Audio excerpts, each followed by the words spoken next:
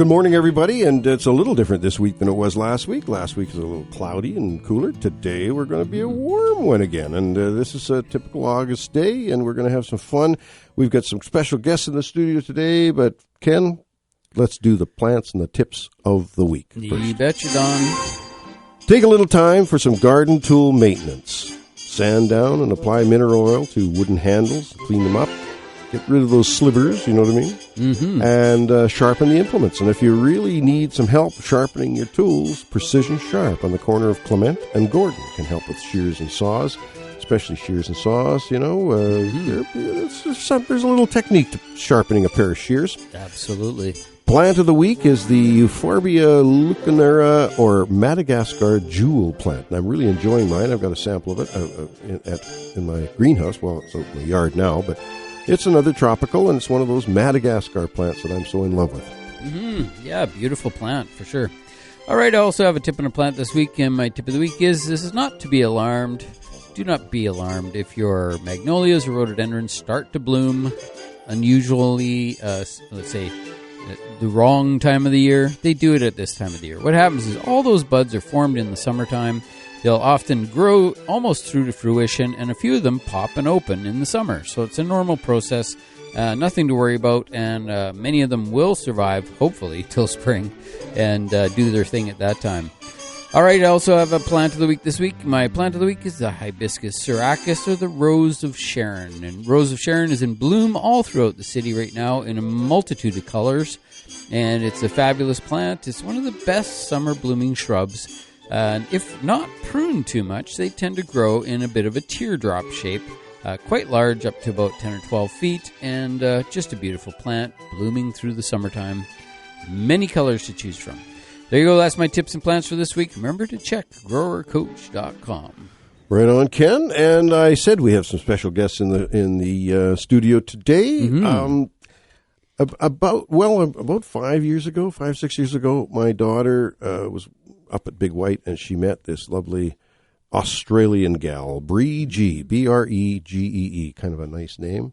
Yeah. And they fell in love and got married, and we became a family. And I have in the studio Bree's mom and dad. Now, Mom doesn't want to say anything, so that's okay, Sue. You just sit there and listen, okay? You're here, though. People know you're here. But Stephen is here with us, Stephen G.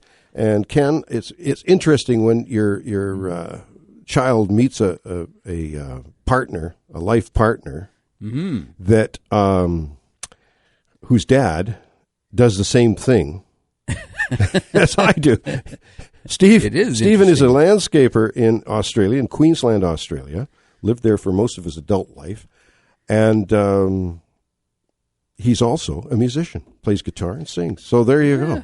We just hooked up, and we're buddies now. We call ourselves the traveling in-laws. Yeah, there you go. So welcome to the show. Welcome to the show, Steve. Thank you very much. Yeah, nice to be here. Yeah, well, it's so fascinating when we get together. You're going to be here for a month, and we are going to take off and go to Tofino.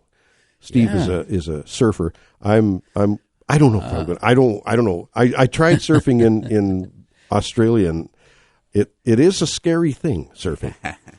I mean, I'm amazed at you guys, what you do with those big waves. And, I felt very vulnerable to death. Yeah, there you go. But anyway, welcome to the show, Steve. And we're going to get a little insight into some of the things in Queensland and some of the landscaping techniques and things that are a little different than us. But most, I traveled around with you on a couple of jobs, and I just felt quite at home. You go to the place to get all your hard goods and your bricks and your mortar and all that sort of thing. Similar process, but just the parts are probably different, right? Yeah, just a little. Yeah. Well, that's very cool. So, how long have you actually been in the landscape business? I've had my own business for 38 years. 38 years. Probably the best part of 40. Yep. 42, yeah. Mm-hmm. Yeah. Seen a lot of changes in that time as well. Yeah. Yeah. Yep. Yeah, just pull that mic right close to you, Steve, because you got to make love to the microphone. Seriously, you have to be close, or else this technology just doesn't work. When I turn and talk to Ken, sometimes Ken goes, points at the microphone. Oh, yeah, right. I got to speak into the microphone. But I'm learning after 1,700 and some odd shows, we're kind of learning what we're doing. We're starting to get it down. Yeah. We are going to invite your phone calls. If you've got any questions or on your gardening questions, I'm sure you're out in the garden now. There's lots going on. Give us a call, 250-862-2525 to get through to us. And if you want to talk to Steve a little bit of Australian, Queensland, Australia. Yeah, Queensland. Where were you born? Well, I was actually born in England. Oh, right. Oh, wow. Yeah. That's right, you were. Yeah. Yeah, so my father was a 10-pound pom, as they called it in those days. They needed tradesmen, so Addie came, and I was in Australia in 1966, and I've lived my whole life there since. So technically, I'm British. Isn't that interesting? Yeah. I did know that. Yeah. But you're well entrenched in the Australian culture, and yeah. And so you've been there all this time, and went to school there. Yeah. But what brought you up to Queensland? Well, yeah, 20 years a Victorian, and basically 40 years a Queenslander. I guess the surf, the sun, the girls, the weather. Right. The surf, the sun, and the girls. Why not, eh? Mm. Hey, and so you're on the Sunshine Coast. We are on the Sunshine Coast. Yeah, quite a tropical area. Mm-hmm. Obviously, it's the further north you go, the more tropic it gets. Mm-hmm. But we're at the start of what you would call a tropical area. Mm-hmm. Yeah. And that's what really got me when we visited there a couple of years ago. The fact that I've been in tropical places before, but never for that length of time, and that be able to really study the plants and whatnot. I really had a ball. And we'll talk about that trip, and we'll talk about your time in Queensland, Australia, and your visit here. But first, this show is all about callers. It's all about people calling in, and we love our callers. And we have Teresa on the line. Good morning, Teresa. Good morning. Good morning. Thank you for taking my call. Mm. My question this morning is that I've got yellow pole beans growing in my garden, Mm-hmm. and they just quit producing. They quit flowering. They wouldn't produce. Is there anything I can do to make them start producing again? They should start producing again just naturally, especially with these temperatures like what we're having today, is nice cool night temperatures. It really triggers them to start to bloom again. So we'll often see them doing pretty good in the spring, and you'll get a good flush of flowers and some beans, and then they kind of slow down with a little bit of heat. It slows them down. Then when you start getting the cool nights again, that triggers them to start to bloom again. And so you should see, as long as you keep feeding them, keep them happy, and they should be fine. I would say within, around the beginning of September, you should get another flush. Oh. Teresa, I had my experience with beans, and I've had 3 years now of growing beans fervently. Like I've grown beans before, but not like I have in the last 3 years. I've really had some beautiful crops of pole beans. The first experience I had 3 years ago, by this time I had huge vines, but they weren't blooming. And I said to Ken, I don't know what's going on with my beans. And Ken said, just be patient. They have their own mindset, And sure enough, they came on like crazy. So they're a little unpredictable, and it all really relates to, as Ken said, weather and temperature and that sort of thing. This year, we got beans very early. I've got it written down. I think early to mid July, I started getting cropping beans, and then now they've slowed up a bit. But they're still coming on. They still got blossoms, so we expect to have another rush of them. So don't give up. Feed them with what? Well, if you're going to feed them something to encourage fruit, production of beans, then maybe you want to feed them something high in the middle number, like a 15, 30, 15. Okay. Okay. Thank you much. Teresa, thanks for the call. We always appreciate it. You bet. No problem. Thank you. You bet. Gurinder, are we going to another call? Linda, we're going to Linda. Good morning, Linda. Hi. Good morning. I have a question about my foxgloves. When I got them, they were beautiful. They were big, tall spikes in beautiful colors, magenta, pink, white, and yellow, and so on. But I planted them, and they've just they've just become pathetic-looking things, and I don't know how to get them back. That's this year you planted them, Linda? Yes. You planted them this year? Yes. Pathetic by meaning no bloom. The bloom's finished and done, and Well, yeah, all the sort of the flowering parts look sort of yellowy brown, and they look like they're on the way out. how does the foliage look? The foliage is looking good. Because foxgloves don't bloom forever, do they? Well, they're biennial, so when after they flower, the parent plant dies off. So that's where you'll usually get some new younger plants growing at the base of the plant, and the original plant does its thing, and especially if you just bought it and it's blooming, it's a plant that was actually from last year. And so that's a good thing. You got to enjoy that flower. But when they're finished, you just trim that flower out. And if you want them to continue to seed, you actually have to keep the seed because that's part of their process. Is they seed 1 year, they grow a small plant. The second year, they shoot up and flower and then die and reseed. So that's part of the process. You can clean them up, take out the dead leaves, maybe just leave a few of the old seed heads laying around near the base of the plant, and that'll give you some seed for next year. So do I cut them back? Do I cut them down? Yeah, I would, yeah. And all I would do is try to find a few little seed pods that are looking nice and plump and like they're ripe, and I would just place those right at the base of the plant, and they'll pop open and drop some seeds there for you. I see. Okay, well, I'll do that, and thank you very much. Linda, thanks for the call. We appreciate it. That's digitalis, foxglove, and it is a biennial, like a carrot and other biennials out there. 250-862-2525 to get through to Ken and I this morning, and Steve G is with us from Australia. We're very pleased to have him here.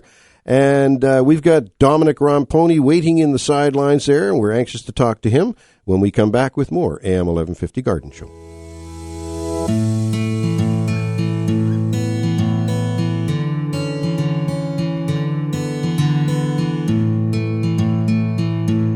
Well, we are back with you on the AM 1150 Garden Show, 250-862-2525 to get through to us on this wonderful Saturday morning, and wonderful to have our guests in the show at the studio today, Steve and Sue G from Australia, and we're really glad and honored to have them here. But we are going to the phone lines again because we've got an old friend and also someone who is very, very involved in our local fruit economy, and his name is Dominic Ramponi. Good morning, Dominic. Good morning, and welcome your guests to Canada. It's always a pleasure having great people from the country of Australia visiting Canada. They're awesome people, and we'd just like to welcome them. Thank you. Awesome. And the cherries are still going good. We're getting probably down to our last couple weeks. But the fruit's still very good. We survived a lot of rain and hail. We did have some damage, but looks like we got past that. So we're hoping to finish the season off with a bang. Well, we're gonna come up and visit you. I'm gonna bring folks up to see our Canadian orchards. Of course, they've got orchards in Australia too, macadamia nuts and all the different tropical fruits. But they also grow cherries in Australia, but probably more southern Australia. That's Their cherry crops would be more southern Australia. Up in the north, in the tropical area, I don't think the cherries would do as well. No, and there's great cooperation between the Australian farmers and the Canadian farmers on sharing agricultural techniques and research and that. So it's kind of awesome to work with some people that have the same vision to produce quality fruit. So, Dominic, what varieties are going out now? Staccato still? We still got staccatos and Reginas. Regina. Yeah, I don't know if you've tried them last year or not, but they're a very nice cherry. I believe I did. The name rings a bell, but now that's not one that was developed in Summerland then, eh? That's correct. All the ones who started with F, even Centennial started with an S, were developed in the research station in Summerland, which is the leading research station in the world for sweet cherry. So we're quite proud of that. And the question of the day is, how many seats are in the BC legislature? Who cares? No, just kidding. Just kidding. That's a good question, Dominic. So what was last week's question and the answer? I forget what it was. It was an interesting question. I can't. Can you remember? I can't remember. I change it every day. Oh, I know you. My memories. Oh, yeah, the fourth largest cherry exporter. Oh, right.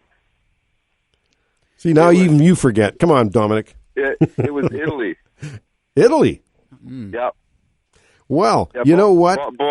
Bulgaria, Turkey's number one, then Russia and Germany, and Bulgaria produces more cherries than we do in Canada.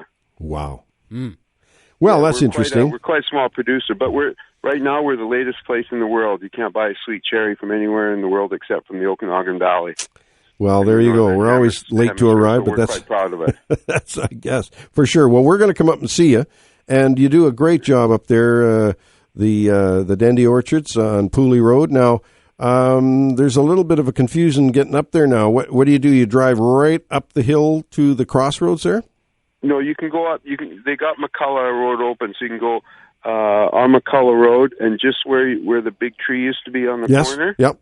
Just hang a left there, and you'll see the sign Dendy Cherries. Hang a left, and then you hang a right onto Pooley Road, and you'll come straight down to the Dendy Orchard. Perfect. We got you there. Yep. Okay. Thank you, Dominic. Much, we appreciate it. Enjoy your time in Canada. Well, we'll see you. We'll see you in a few days. Okay. Sounds okay, buddy. Good. Take care. Bye-bye. Bye-bye. 250-862-2525 to get through to us today on the AM 1150 Garden Show. We've got some great guests from Australia here. Steve, when I was there, we went to the experimental farm or the research farm, research station, and they of course were researching and doing a lot of work with avocados. They were doing a lot of work with bananas. They were doing a lot of work with pineapple. Yeah. There was a number of other fruits and things that they were doing a lot of work with. And it's very similar. As a matter of fact, when Dominic mentioned the Summerland Research Station, there's a nice drive for us. Ken, maybe on a Sunday or something, we could go up there and just drive through the research station. We don't have to get out of the car, even just enjoy the scenery there. We used to go up there to the Summerland Station when we were kids for picnics and whatnot. So it'd be a nice drive. But anyway, I was very fascinated. And the fellow that got me up there was the fellow that runs the jam session That's at the exactly club. Right. At the club. We Steve and I got a few tunes together, and we went in and we played at this club down there. And the fellow that was running the jam session, you trade notes. Oh, what do you do? What? Oh, he says, well, I'm a botanist and a researcher at I run the research station. He runs the research station. So Nice. Okay, let's go. And so I was quite fascinated with that and got a nice tour and lots of pictures of what they do. They have the same challenges as we do here. They have disease challenges and insect challenges, and they have transportation challenges. In other words, there's boundaries where you're allowed to take bananas, for instance. Very much so, yeah. Yeah. You can't take bananas certain areas because they're afraid. What is the... Well, it's bunchy top, they call it. It's the disease that gets into the top of the bananas. And once that gets into a producer's crop, well, it just spreads there's no stopping it. You've basically got to destroy your crop. It's done, right? It's done. Now, do you have to destroy the land itself, or can you replant? You can replant, but you've got to get those bananas out. So basically, you'll get in there and excavate them out and start again. It's a big problem. Yeah. Wow. Interesting. Yeah. But so that's the kind of work that they do there. But the Australian countryside, we went to all sorts of different areas from the beautiful beach on the Sunshine Coast there. Where we drove along 60 kilometers down on the beach. Had a great day that day. Steve took me in to see the Glass House Mountains, which are actually remnants of old volcanic action, and it's the core of the volcano that remained when everything else got washed away. And so these tall, slender pinnacles coming out of the ground, they're called the Glass House Mountains. They're called the Glass House Mountains because Cook saw them, and it reminded him of the glass houses back in London, in England, and so that's why they're called Glass House Mountains. Read that actually, Ken. I'm not that smart. I just read it, and but it was interesting to know that Captain Cook was a big part of first getting Australia on the map. And the interesting thing, we're going to Vancouver Island, and Captain Cook did a lot of ups and downs through between the island and the mainland here. So that's a connection we have. It's kind of cool. Nice. But Australia is a very new country. It's a very, very new country. I mean, it was really not really getting going until maybe 150, 200 years ago, right? Yeah, we're only a couple of 100 years old. Couple of 100 years, yeah. Other than, of course, the Aboriginal folks that were there for thousands of years. We always have to remember that, because they were there a long, long time before we came and wrecked everything. Anyway, we did it quickly. Yeah, that's right. That's right. Okay, we're going to take a short break. We invite your calls. We've got some guests here today, but we always talk gardening. Ken and I are avid gardeners, and when we come back, Ken and I will chat a little bit about what's happening back and forth, as we normally do, because we're both passionate about what we do. And there's a few things going on in my garden I want to talk to Ken about, and we don't mind sharing those moments with you on the AM 1150 Garden Show. And we invite your calls, 250-862-2525. We'll be back with more AM 1150 Garden Show.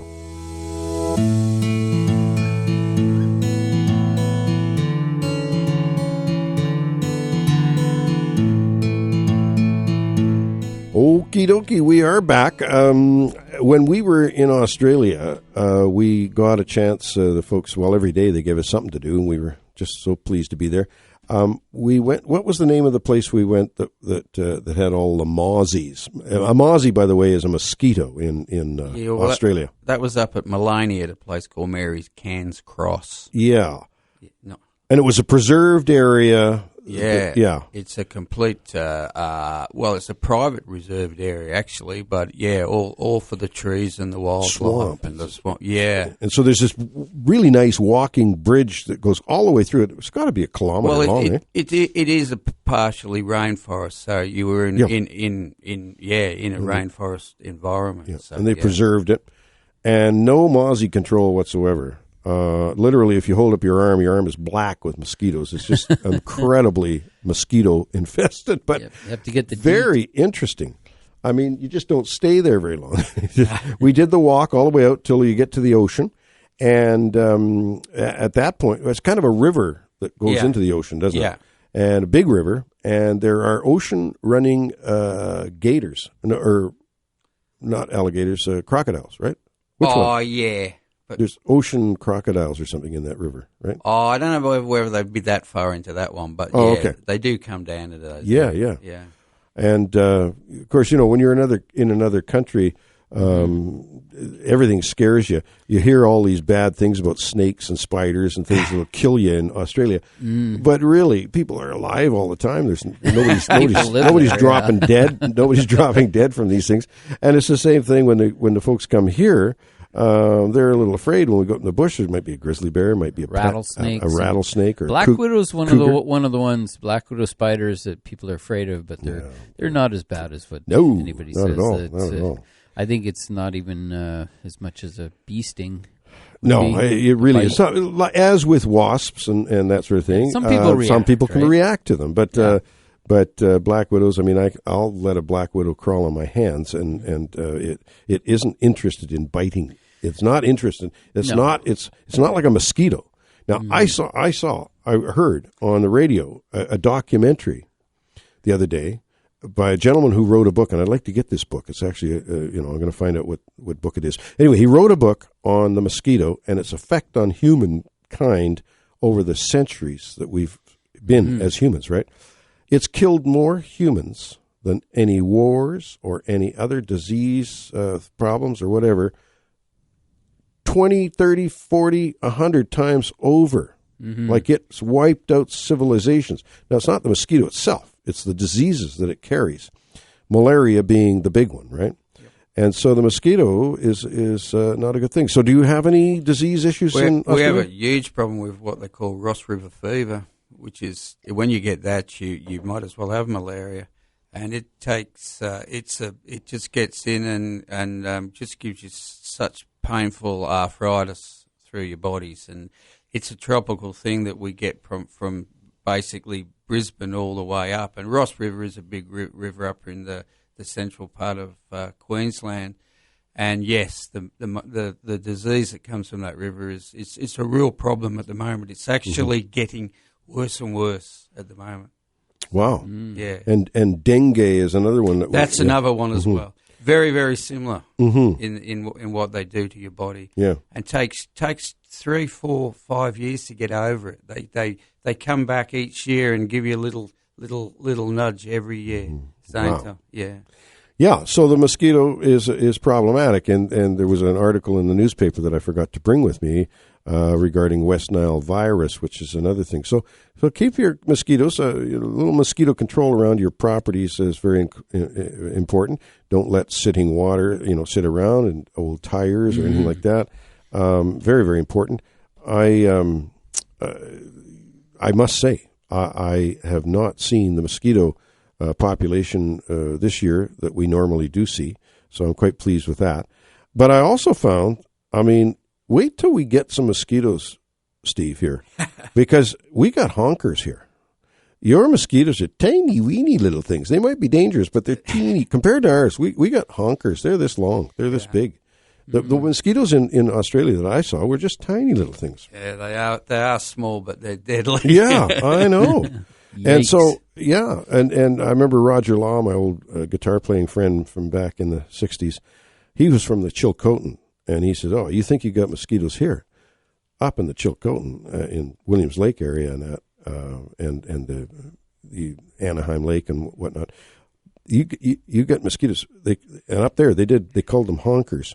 And he told me a story about this guy. There were so many mosquitoes that he was getting eaten alive, so he built this big, huge metal dome over his property, and but mosquitoes came through and drilled through the metal dome, and then he got upset with them. So as their proboscis come through the metal dome, he banged them over with a ball peen hammer, but the mosquitoes literally lifted the whole dome and flew away with it. It's amazing that mosquitoes up north. They're huge. They are huge. That's crazy. 250-862-2525 to get through to Ken and I today. And Steve G is with us from Australia with his lovely wife, Sue, who is listening in on the sidelines, and we appreciate you here, Sue. We're having a great time so far. Are you enjoying your visit to Canada? I love Canada. Yeah. And you've been here before. You were here about 5 years ago. Yeah. And then you came for the wedding 3 years ago. Yeah. And then we went to Australia. Now you're back here again. It's like a second home to me now. I love it. It's there's so many similarities between our countries and the friendliness and the open spaces. It's just it's there. And we both salute the Queen, of course. Yeah, well, sort of. Well, the Queen is still a monarch over in Australia as well. Yeah, she definitely is. She's on the money, I think, isn't she? She's on our money. She's still on your money. Well, there you go. Yep. Okay. Well, there's a little comfort in that, in a way. So when you first came up to Queensland, you were quite a young man, right? Oh, yeah. Quite a young man. And so what got you involved in surfing? What did all of a sudden you became a surfer? I guess I'd done it from even in Victoria. So it was just I guess that was the guys I was hanging around with. They were sort of into that sort of sport, and it's an addiction. Once you're a surfer, any surfer will tell you it's an addiction, stronger than any drug you can take. And I don't quite get it. Okay, so I mean. You're always got to stand up on the board. You're this close to death all the time. But I can understand that because people that climb mountains are the same way, right? They're addicted to that. Now, the only thing is that, when you're climbing a mountain, the mountain is there and you're on the cliff and you're excited and all that. I just watch the surfers, and even when I watch competitions on TV and that, there's a lot of time spent looking for a wave. Yeah, but that's the fun bit. Oh. It's being out there in that environment. It's the whole thing. It's not just catching the waves. Some days I might go out for a 2.5 hour session and catch 3 waves. Okay, but being out in that ocean, in that environment with the sun and the space, and the minute you get in that ocean and look back at the land, you forget everything. You're just somewhere else. Yeah, what I was thinking was, how do I get back to the land real quick?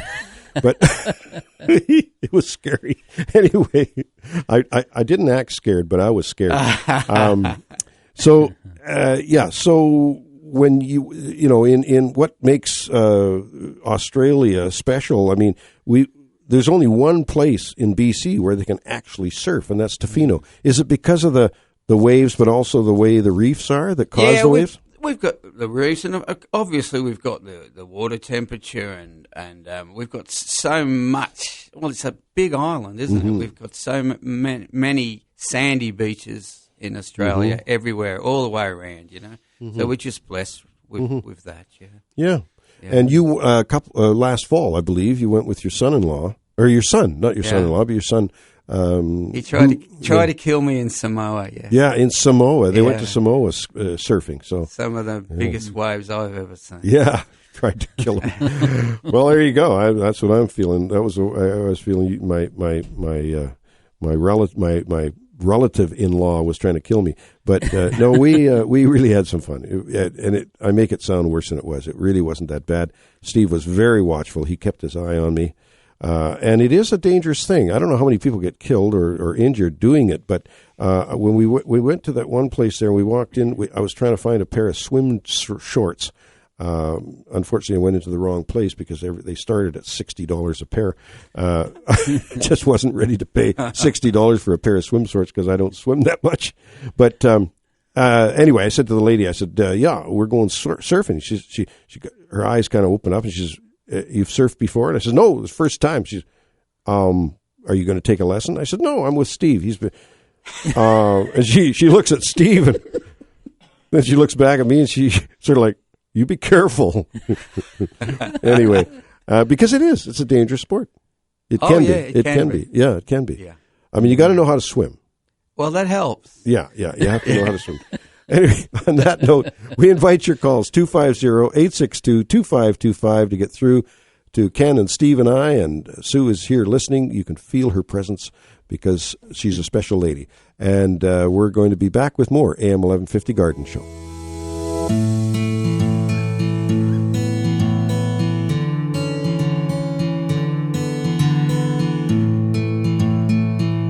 Yeah, you've got Don Burnett and Ken Salvail with you today, as usual, every weekend, or every Saturday morning on AM 1150. And we have our guests this morning, Steve and Sue G, in the studios with us. And we have our callers, which we really appreciate. That's really what makes the show go, in our callers. And the next on the line is Eric. Good morning, Eric. Good morning. Welcome to your guests. Just got a comment. I was in Australia about three years ago. And visited my niece down there by Melbourne, Torquay. I took a bus tour all the way to Cairns, and I went to Kings Canyon. And it was just gorgeous, the canyon up there, what you see, and all the plants and everything else. There's one plant, they said it only grows like 2 inches a year, something like that. And it's pretty big already, so it's amazing what actually grows up there, and no water gets to it. Yeah, exactly. Kings Canyon, was that a tropical... Well, some close to Ayers Rock area. I think it's called Kings Canyon. Yeah, it is a very, very dry area of Australia. Dry. Well, okay. it's in the desert. I mean, that's all desert up there. Yeah. So, yeah. And it's amazing they actually showed us the dunes up there, too, how old they are. Oh, yeah. And it's just amazing, different country all over the place. So it's interesting to see all that type of stuff. It is. When you say you've been to Australia, like we went to Australia, we went to a very small area in Australia, the Sunshine Coast area and Brisbane area. And so, Eric, or Steve, how close to... where he would have gone from where you were staying in Brisbane, probably 1,600 K's away. Oh, okay. Yeah, okay. So, yeah. Yeah, it's about right, yeah. But just amazing how it grew up and everything else. It had all the history behind it. Oh, it's fascinating, yeah. Yeah, like the sand dunes, just all rock now. It's amazing. Wow. And how those plants survive that climate. It's just unbelievable. Exactly. Yeah, like I said, I think one part of it is called the Garden of Eden. Yeah, that's correct, yeah. Yeah, it's just gorgeous. So it's just rock, and actually there's fresh water there, too. I think gets in there and stays there. Like you go in there, all of a sudden, whoa, you're right in front of a It's an Garden of Eden oasis. type thing. Yeah, an Yeah, oasis. it's beautiful, and I mean, all of that's such a big part of our Aboriginal culture up there. It's, totally. And it's mainly under the Aboriginal supervision. Cool. A little bit like you Yeah, have your native land. Well, that's all our Aboriginal land. Yeah. up there. Yeah. Now, Eric, what took you there? Oh, my niece lives down there by Torquay, by Melbourne out there, and decided, I got time to don't go back to work until March, so I figured, I got time to go down there, so I took a bus tour. Oh, good for you. Nice. All the way from, Sydney, Melbourne, all the way up to Cairns, all the way up to Alice Springs, so it was a nice trip. Good for you, Eric. That's what we have to do, and see some see some different country. Yep. Exactly. You bet. So it's amazing to do that. I'll maybe go back again, so we'll see how it goes.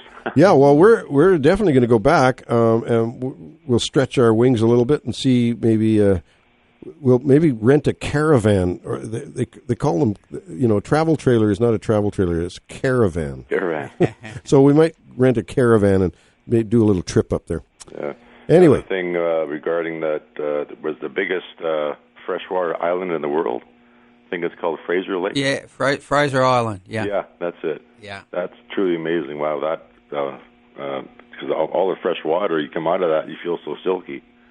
Mm-hmm. Well, we didn't get to Fraser Island, and that's one place we have to go, and the Great Barrier Reef the next time we want to go to there. Yeah. Whitsundays Islands, very nice up there. Yeah. Too. Wow. It is a huge country. Yeah. Yeah, Huge. that's true. Eric, thanks for that call. Yeah, We appreciate no that very problem. much. Thank you. Okay. Yeah. Have a good day. You betcha. You Take too. care. Bye-bye. Take care. Bye-bye. Yeah, it's like when you say, well, I've been to Canada, you really have to say what part of Canada. Yeah. And you've been to Australia, what part of Australia? Of course, most places are we were at the Netherlands, and, they're pretty much the same all the way through the Netherlands. It's just low land, and the buildings are very similar in all the different interesting, though. places. Over the years, we traveled around mostly, North America and some areas, even into Mexico. But we've chat to people, and they would say, like, "Yeah, I know the Joneses. They're from Canada. Do you know them?" Do you know them? Yeah. And I'd say, "Well, do you know like what city they're from?" And then they're like, "I think it was something like St. John's or something." Yeah. Thinking like, okay, that's 4,500 miles, whatever it is. A 6-day drive. 6-day drive. Mm-hmm. Yeah, it's fascinating though when you don't realize how big a country is until you try to walk across it, right? Yeah. Exactly. But it is fascinating that you can go to these little microclimates that exist in everywhere you go. Like even you go to Vancouver Island, and there's these little microclimates everywhere you go, and unique species of plants and animals that live in just those little areas, and it's fascinating. Well, I know we were. I was very fascinated with all the plant material and whatnot, and we were at a dog, their favorite dog beach, which I really, really was impressed with that dog beach. The dogs were so well behaved and the big waves coming in, and the dogs would swim out into the ocean. It was just dog heaven for them, And I noticed this yucca type tree plant up on the side hill, and I wanted to get a picture. And Sue said to me, watch for the brown snakes. They're deadly. I said, okay, I'll watch for the brown snakes. If it's anything like a garter snake, I'm sure I can avoid it. So I'm sneaking up on this tree and going to take a picture, and this darn dog, Matilda, one of their dogs, came up and licked my back of my calf. I think I jumped. I was filming as I'm going, and of course on this film the camera jumps 3 feet in the air. I thought for sure it was a damn brown snake, but anyway, it wasn't. It turned out it was just Matilda. Oh yeah, thanks, Grinder. We like that. Yeah, that is great. Anyway, it's just great to have you guys here, and we've got a whole blitz, whatever they call it, a blistering hour after we take a break here. We are going to take a short break for the news and whatnot. And Ken, just before, we've got a minute here to, you mentioned during during the break how you're seeing a fair number of little critters around. I'm having trouble keeping the mites off my colocasia.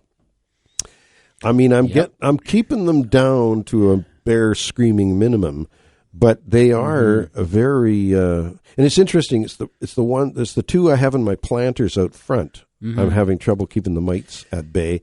The one in the back that I have in a pot, clean as a whistle. Do you keep them, like I grow mine in shade, and it seems to be pretty, it doesn't have any spider mites on it. Okay. But it seems like the hotter, more sunnier locations it gets worse.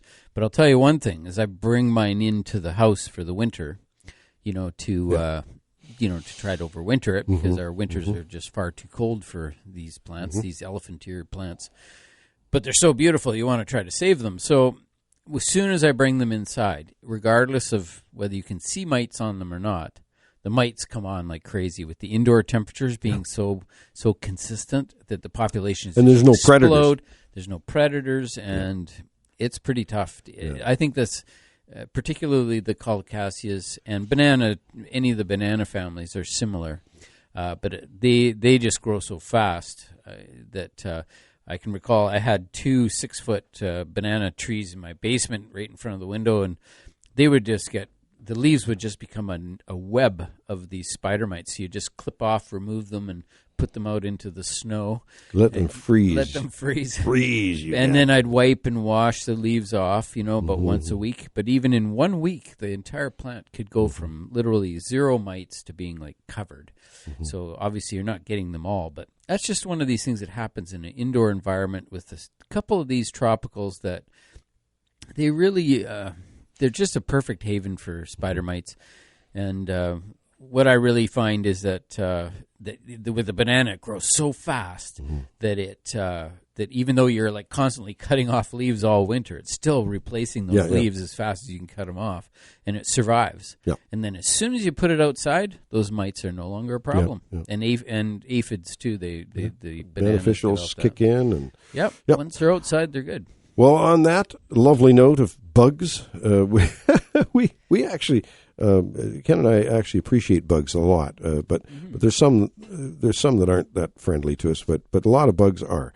On that note, though, we're going to take a short break. We've got a whole hour left of the garden show, and we invite your calls. Get your calls on your questions ready, because we're going to have a short break right now. 250-862-2525, and we'll be back with more AM 1150 Garden Show.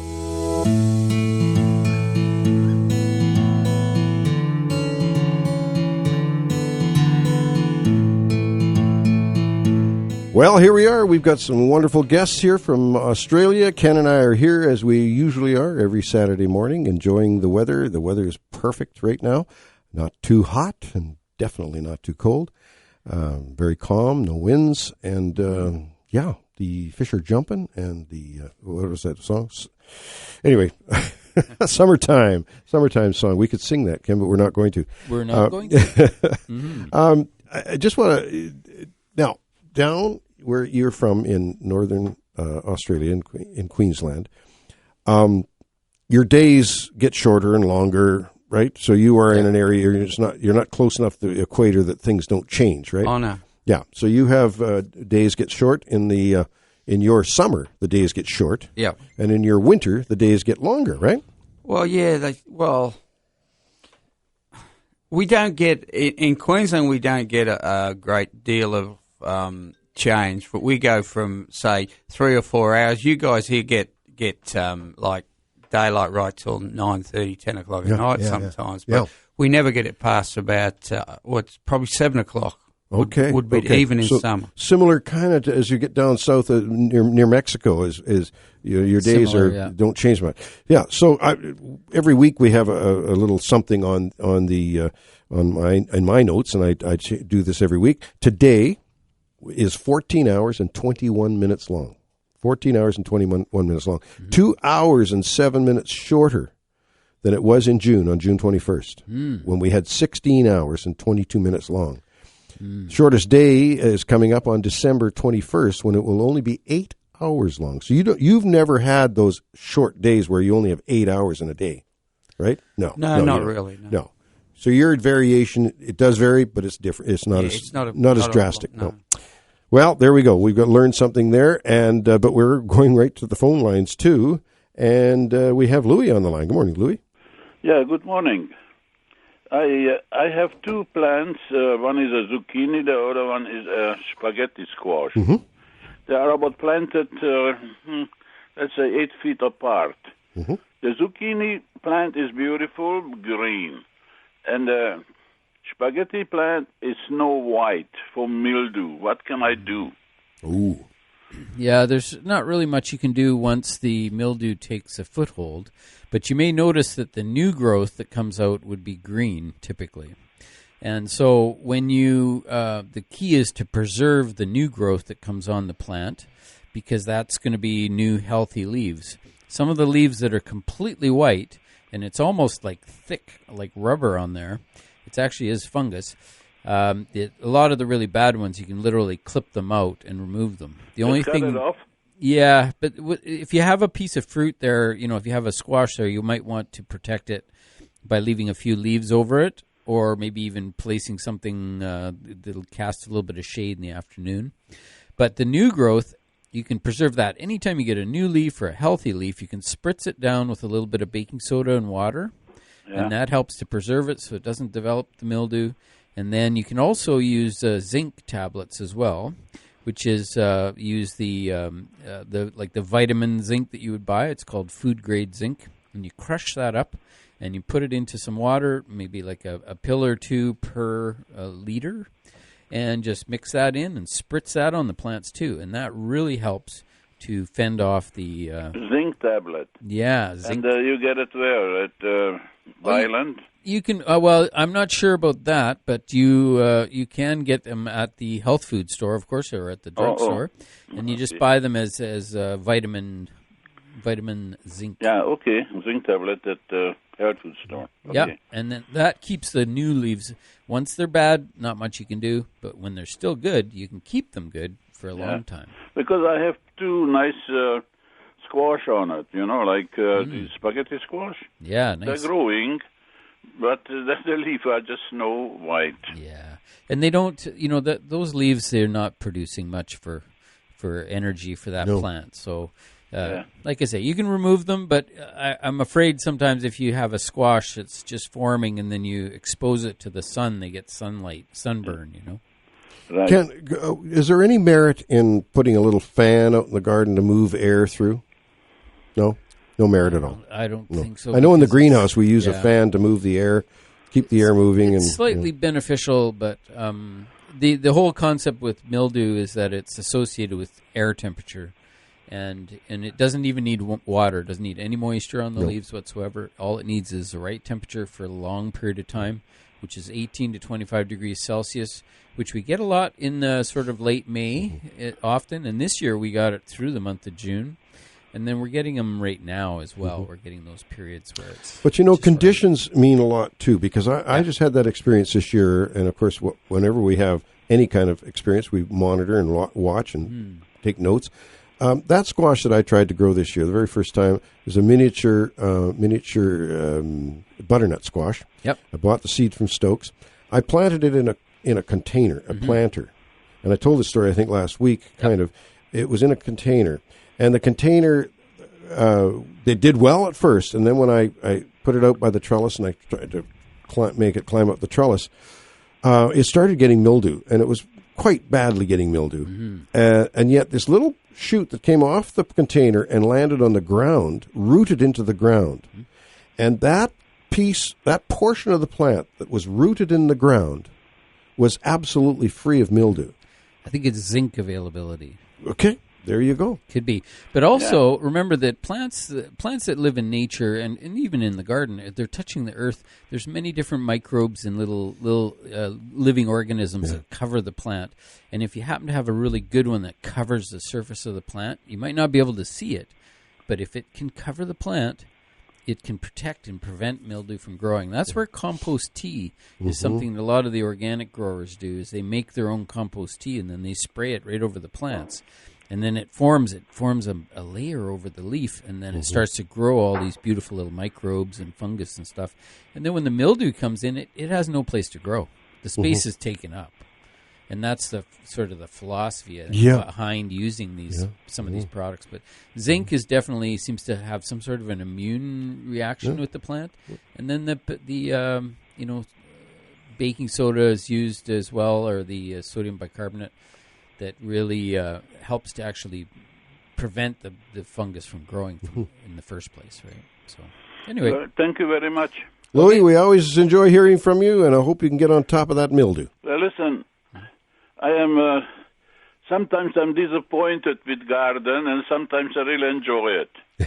My garlic came in beautiful. I tell you, I can really brag about it, okay? Nice.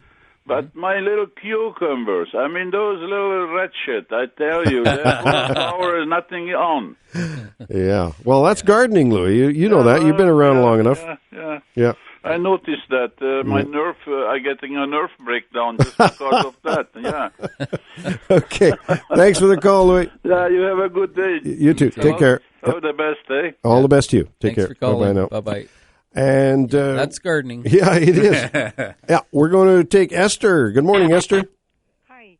It's with regards to the mildew. I've had that every year on my cucumbers, and this year I was listening to, you guys said to put some zinc on, so I did that, and I did the baking soda, and then I looked on the internet, and they said a mixture of water and peroxide. But that didn't seem to do it. So there was another site that said put plain peroxide on, and that's the only thing that got mine going back. That's the 3%? Yeah.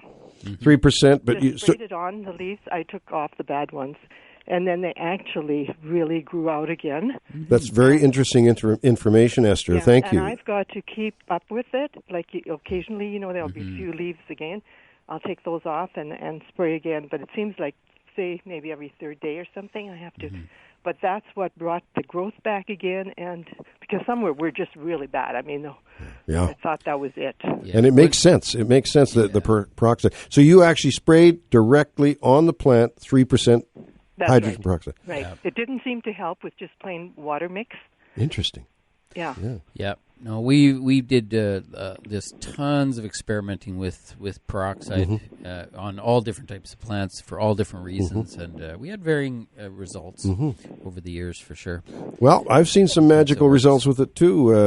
Various things for various concerns, and I also sprayed on my roses in the spring. With that, usually we mixed with water. But I think it helps to keep the aphids down as well. Could be. It might kill the eggs or something. Yep. Yeah.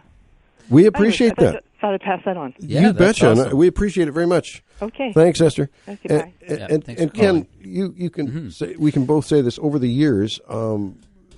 This show has taught us just about as much as we've helped other people. Yeah, because and these are things where these really short-lasting trial things, like when you're, say, using baking soda or whatever, that's a daily application. So every time you go in the garden, you use it, and it works pretty well. But it doesn't have any longevity. It doesn't have that lasting. Right.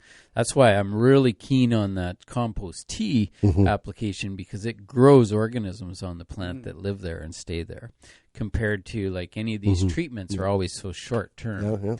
And even with peroxide, you might hit the timing right or you might not. But once the disease takes a foothold, there's nothing typically. So I know peroxide would probably be your best bet at that point. I'm thinking that's a great. I'm going to really try on that one, because I'm a big believer in it for other things too.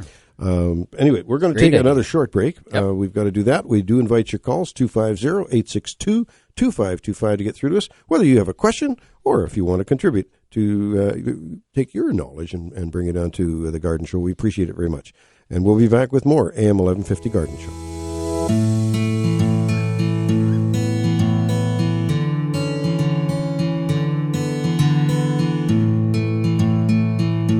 You betcha. We are back and enjoying the day. It's a beautiful. Well, we always have fun on the Garden Show, but especially when we have some special guests from Australia.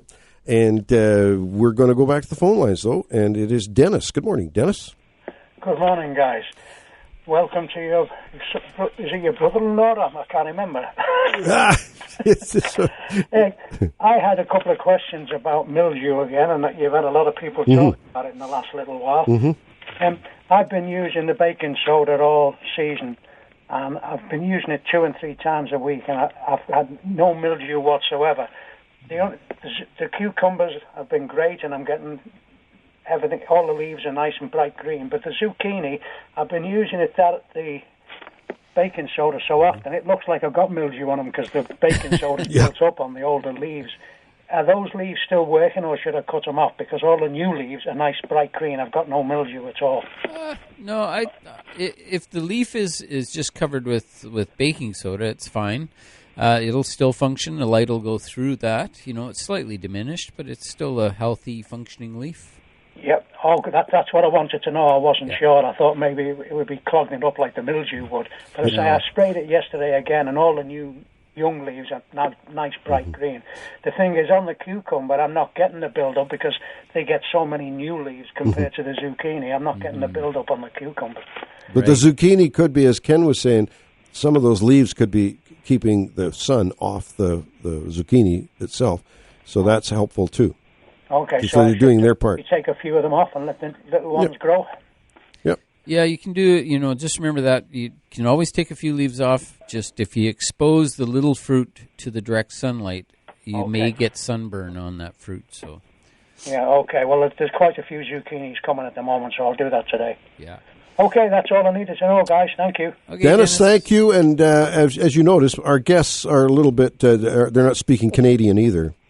No, but it's as English as Canadian. Yeah, I know. I like that. Yeah. When Dennis first phoned in many years ago, back in the late '80s, called into the garden show, I thought it was Paul McCartney calling in because he's from Liverpool area, and of course your folks are from. They're from Birmingham. Birmingham, you see. So, two different.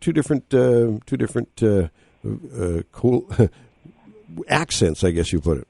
Yeah. Anyway, Dennis, we always appreciate you calling.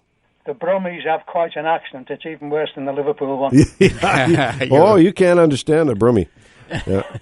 Yeah. Unless you're English, you won't. Yeah. Take care. It's nice talking to you guys. Yeah, you bet. Take care, Dennis. Take care, Dennis. Bye-bye. Yeah, 250-862-2525. No matter what language you speak, we love to listen to you. We are here every weekend on the Garden Show. Ken and I, of course, talk gardening, but there's other things we talk about too. A couple of weeks ago, we had Bob Hayes on. And speaking of Bob Hayes and the Horticultural Society, the calendar, the Historical Society calendar, the Okanagan Historical Society calendar, is out for next year, for the 2020, and it's a fundraiser. But you get your money's worth. For $20 you get a calendar, and you really do get your money's worth because you can save these calendars over the years too, and they're great pictures. They're really good group of pictures in each calendar, and they're new pictures that we don't see quite often. They're pictures from private collections where we don't see them too often. So if you want to phone Bob Hayes, 250-763-8859, or Margot. You can phone Margot, 236-420-0708, or Chris at 250-862-2801. Any of those phone numbers will enable you to purchase a calendar for $20. I believe you can also go to the Okanagan Historical Society website, but it is a fine thing. Great for Christmas gifts, and I hate to even use the word Christmas right at this time of year, but if you're looking for something for someone who has everything, it makes an ideal Christmas gift. So we had Bob Hayes on a couple of weeks ago, and we talked about one of our pioneers, Frank DeHart, F.R.E. DeHart, who really made his mark in the Okanagan and part of the orchard, industry. He was very much a part of building the orchard industry in the early part of the 20th century. And, we enjoyed that very much. And that's what we do sometimes. Ken, we don't always just talk gardening. However, that's our passion.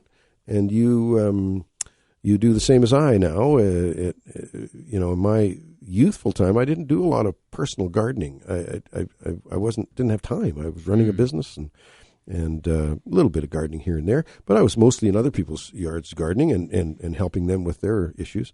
But hands-on, actually doing it, I've learned quite a bit more. Yeah. Actually doing some gardening, Yeah, that's. I think isn't that typical of garden center owners? Really, is that you're so immersed in the industry that you just don't have time to do anything. It's we used to say, like a mechanic's car sometimes doesn't always run that great. Yeah. The gardener's garden is not always the best, but yeah, it certainly is fun to have the opportunity to garden. If you have a space and you're able to grow a few veggies or to, just have some flowering plants, something ornamental. We're pretty blessed to have those opportunities for people who can. And people who can't, sometimes it's just a few plants on the windowsill, and it's something about living plants that just makes you feel good inside. Mm-hmm. I'm doing some budding after. By the way, it is budding season right now. Yeah. If you want to do any bud grafting, this is the time to do it. I'm going to be doing it to a client who wanted to take some budwood from his mom's peach tree and put it on his peach tree, right, so that he'd have a bit of her genetics there. Mm-hmm. And so it's we're going to collect some budwood today, and we're going to do that. But the garden, David was showing me his garden, and oh my goodness, he's got a raised garden, and he's really got some crops of tomatoes and some potatoes.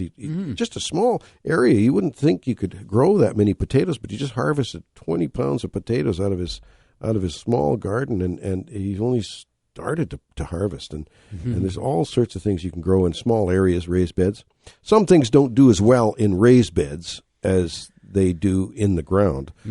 For sure, radishes and certain root crops. They really like the coolness of the natural earth compared to a raised bed, which is quite warm. I've had pretty good success with potatoes in raised beds, but like you say, radishes and even carrots and onions and those plants that almost like the cooler crop end of the root crops. Beets also do better in the ground. Yeah, and sweet potatoes do well in the raised beds because they want the heat, Yeah, exactly. We're going to go back to the phone lines before we take a break, and that's Addie. Good morning, Addie. Good morning, guys. How are you? We're well. Good, thanks. Great. Welcome to your in-laws from Australia. Thank you.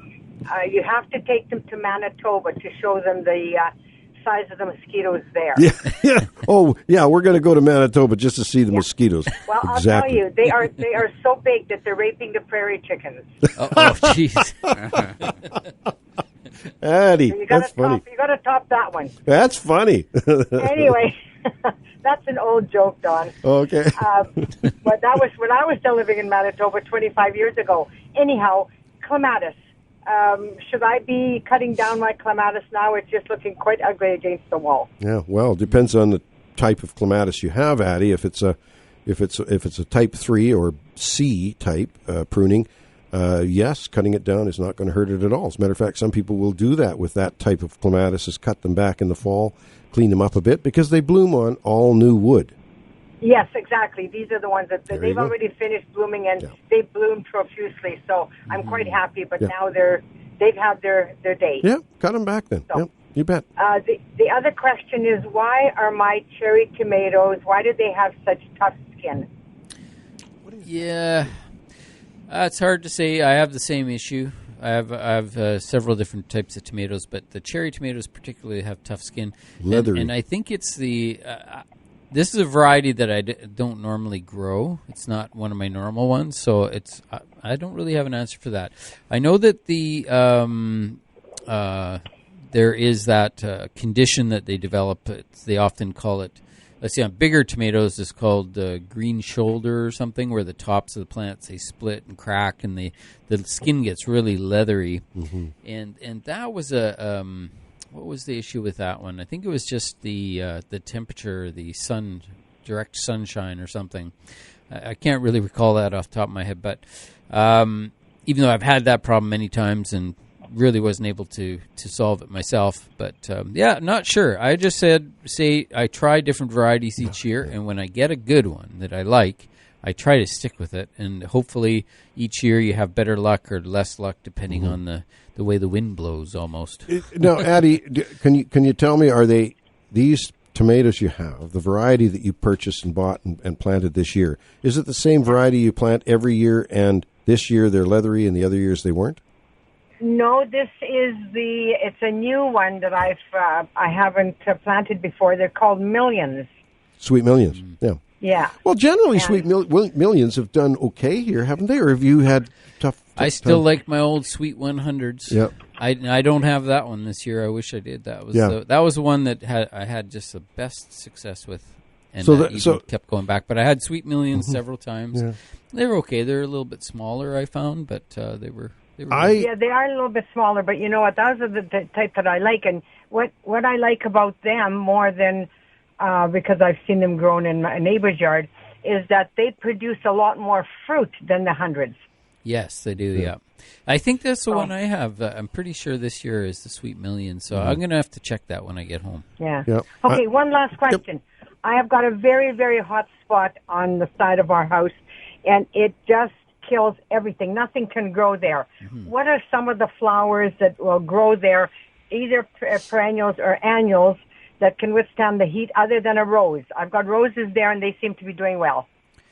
Well, lavender's always great. Russian sage is great. You know, there's those new dwarf Russian sage that stay smaller now. They love that hot condition. But zinnias. Yep. Zinnias would probably be good in the annual category. Echinacea is really good. So, really? Echinacea, eh? Yep. Oh, good. I'll have to try that. Okay, super. Thank you very much, guys. Thank you, Addie. Have a great weekend. You betcha. Take care. Bye-bye. Thanks for calling. Bye-bye. And on that note, we're going to invite your calls, 250-862-2525 to get through to us, and we'll be back with more AM 1150 Garden Show.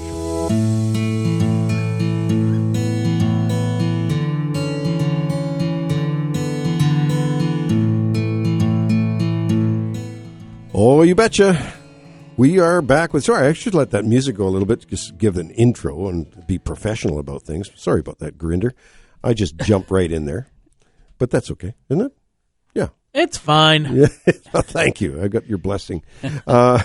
So here we are. We've got our wonderful guests from Australia with us, Steve and Sue G.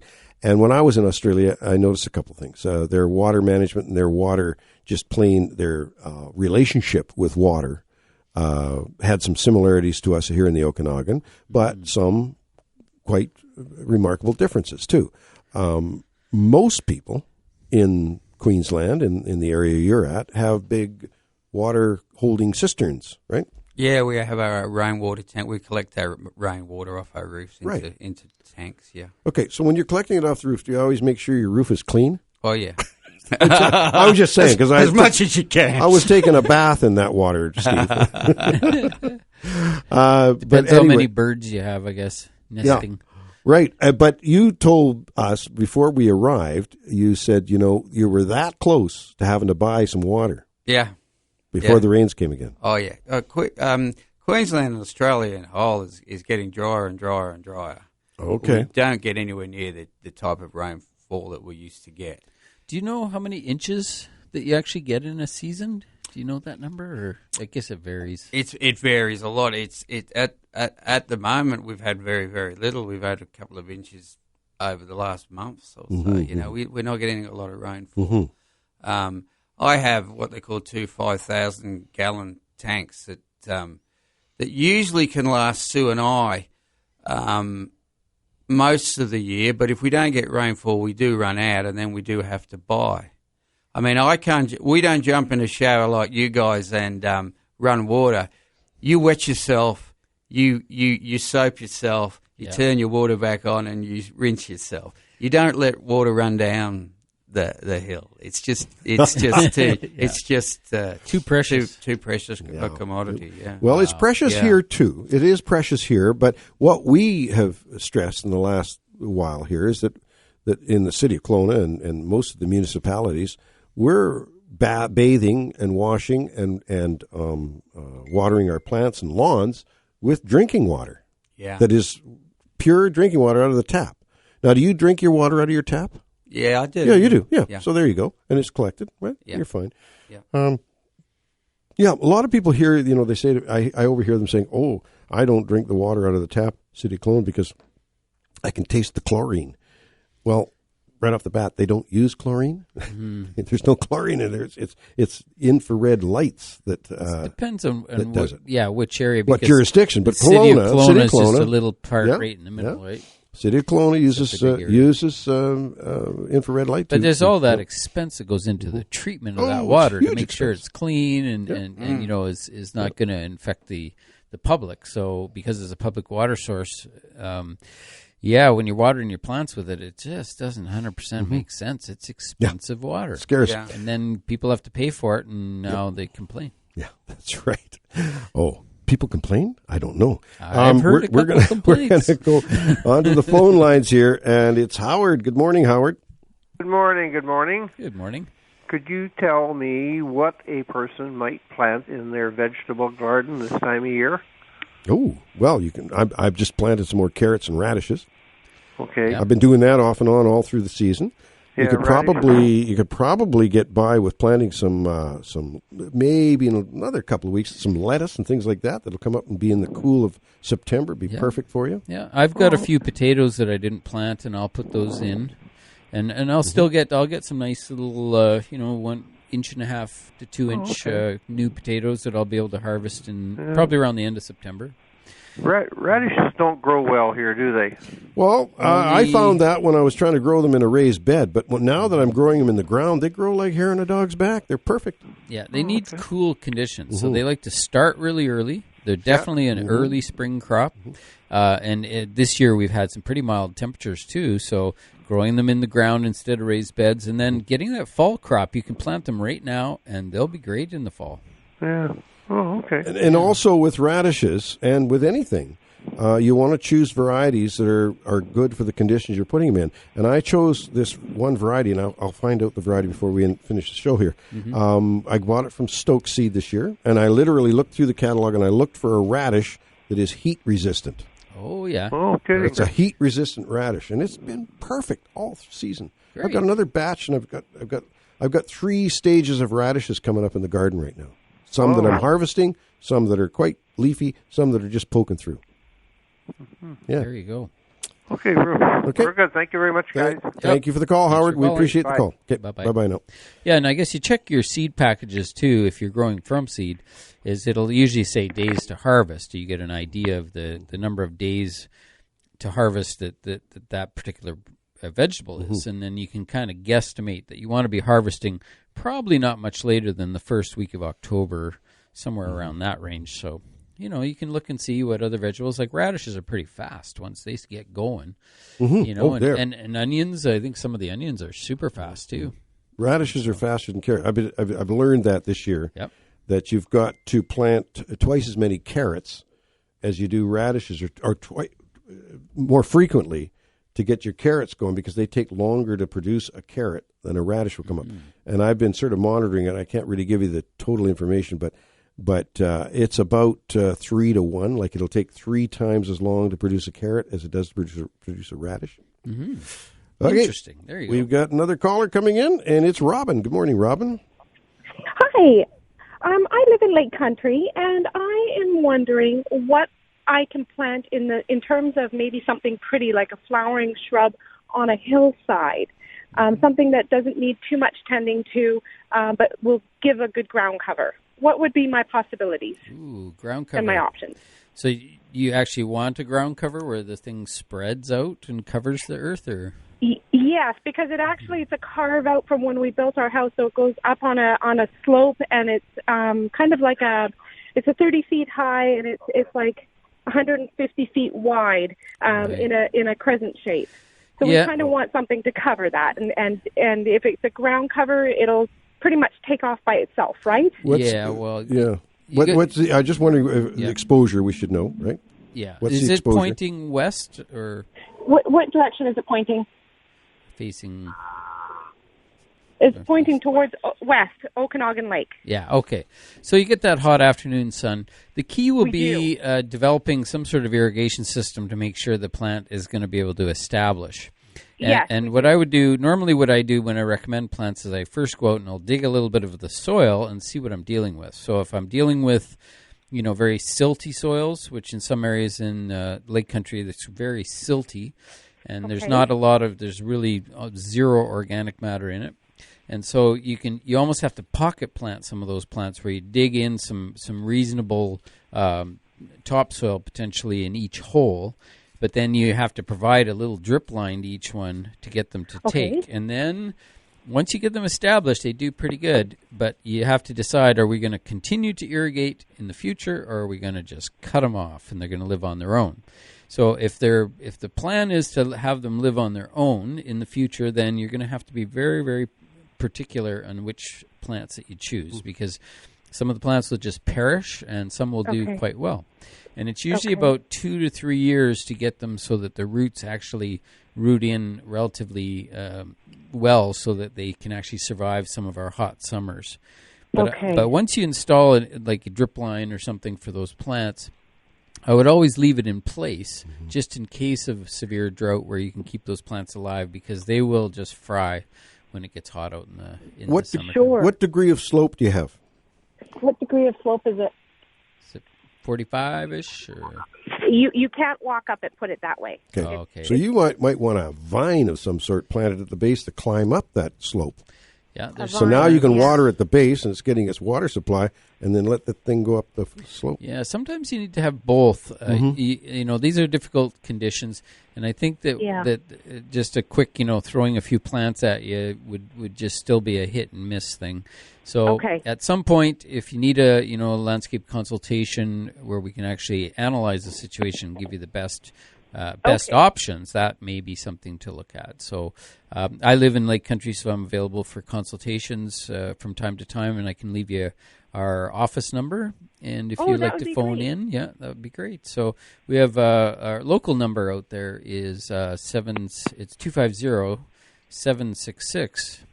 766? 3733. 3733. 766-3733. Yep. And wonderful. Just leave a message if there isn't anybody there, and we'll give you a call back and set that up. Okay, great. Awesome. And once again, that number is 766-3733. Correct. Thank you so much for your time. You're welcome. Thanks for calling in.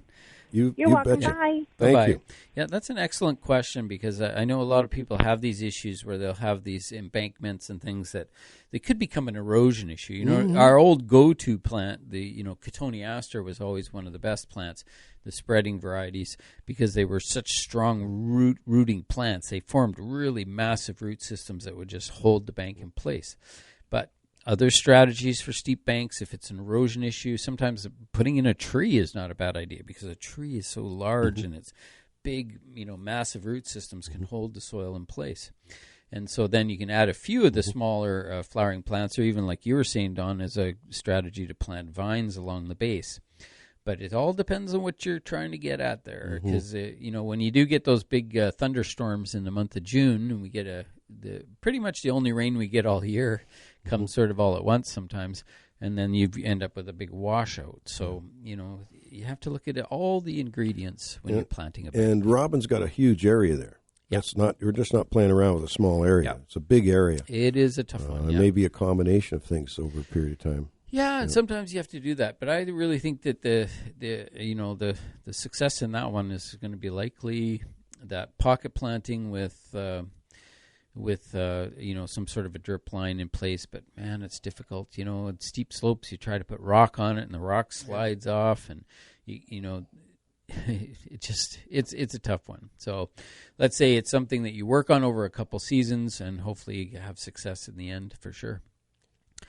Alrighty, yeah. So there is lots going on out in the gardens right now, for sure. And in the vegetable gardens, we're approaching harvest season, what we would classify as harvest season. So that's when summer comes on and we get all these beautiful cucumbers and tomatoes and things. Like my tomatoes are just going nuts right now, finally ripening up, just beautiful, beautiful stuff, and just so exciting. So it's it's harvest season right around the corner, and it's happening now. But canning is a big thing, and I think we got to talk about canning this fall. You know, when we're into September, we should have somebody who's a real pro come on and give us some advice on that. We're doing some canning, hopefully before we leave, but maybe after we come back from the coast, we're going to can our peaches. Yeah, we're going to take one more break here before the end of the show. We got to take one more break, and we do invite your calls 250-862-2525, and we'll be back with more AM 1150 Garden Show.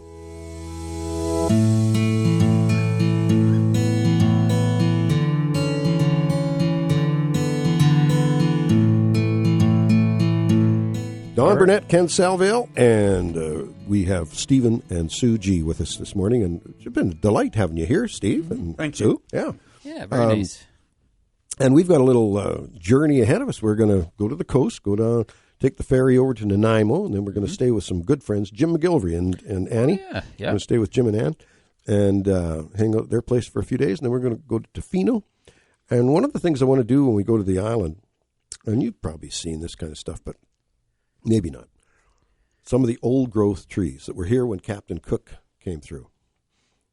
I'm telling you, they're like 10 feet in diameter kind of thing. They're huge, huge old growth trees still on the island. And of course, we've preserved a few of them. Most of them got cut down. Vancouver itself, the city of Vancouver, was full of old growth trees. That's what started Vancouver up with Gassy Jack in Gastown and that. And they had the sawmills there, and they were right close to the ocean, and they were world famous for their masts, their spars, the big long masts that they could produce from our trees, and they shipped them all over the world to various shipyards. And so our forests are very historical. It's a shame in a way that they're mostly gone. Mostly gone. There's new growth. There's new growth forests, and that's right. But the actual old growth forests that were here from way back are still preserved a little bit. It's fascinating. I remember when we looked at the big pine that they cut out of in Summerland there, and it was close to 500 years old, I think. And it's just interesting to count the rings in the tree, and you could use it almost like a calendar. You could put the dates, that all these famous things happened when they discovered America, when they, these things had happened. And it's just amazing to see that tree was alive for that long. Yeah, I counted the rings closely, and it was 1519 when that was a baby tree, right in the center. 1519. Wow. Counted the rings out when it was cut about 10 or 15 years ago now. But no, it's just amazing. And of course, you can tell the real hot years, the dry years, the rainy years, by the size of the ring. Skinny years, Yeah. And each ring, there's a series of rings where I had to use a magnifying glass to see, and then others you can just see with your bare. It's fascinating. Some of them are quite wide, and it's interesting to see that as you come out farther, the rings get bigger. And well, when the land all of a sudden in the early 1900s was being developed, that many years ago, it shows the wider rings because somebody's actually irrigating and there's some water going on, and it's fascinating. Yeah. Well, it's getting close to time we passed on to the next week because we're here again next week, as we are every week on the AM 1150 Garden Show, and we always appreciate your calls. We've learned just as much on the radio as we have given out information over the years, and it's been a fun journey.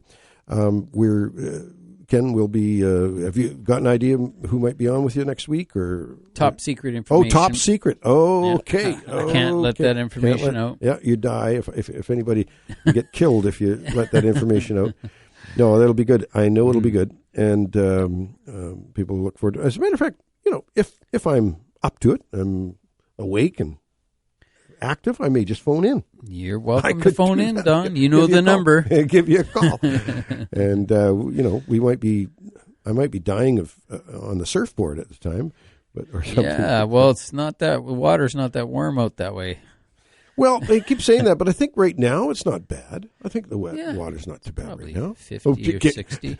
That might be the real challenge. Steve is looking 10, at... No, I think 12. They wear wetsuits. And if you don't have a wetsuit, you turn into an ice cube. Oh, no. Yeah. It's not so bad. Yeah, no, I think so. Anyway, we will be here again next week. As I was saying, Ken will be here. And but right now, maybe we'll just thank Steve for being here. Thank you, sir. Thank you. Yeah, thanks, and Sue, thank you for being here. And we're looking forward to our journey together in the next 3 weeks. We're going to have some fun. And I think we're just about ready for the tips and plants of the week. Gotcha. Okay. Well, my tip of the week this week was to do a little maintenance on your tools. You know, you might have left them, one of them or two of them out or more out in the garden and it's laying there and the handle's getting a little slivery and dried out. And so, you know, just some light sandpaper and sand them down a little bit and put some nice mineral oil on them, which works really well. You could even use a little dormant oil, which is mineral oil. You could even use that on them if you want, if you've got some handy. And if you have any sharpening to be done, that's more than just what you can do at home, Precision Sharp in the corner of Clement and Gordon can really help with those shears and saws. My plant of the week is a Madagascar plant. It's called the Euphorbia leucanora, and it's the Madagascar jewel plant. Very nice. My tip of the week this week was that it's not a... I'm sorry, I get mixed up here.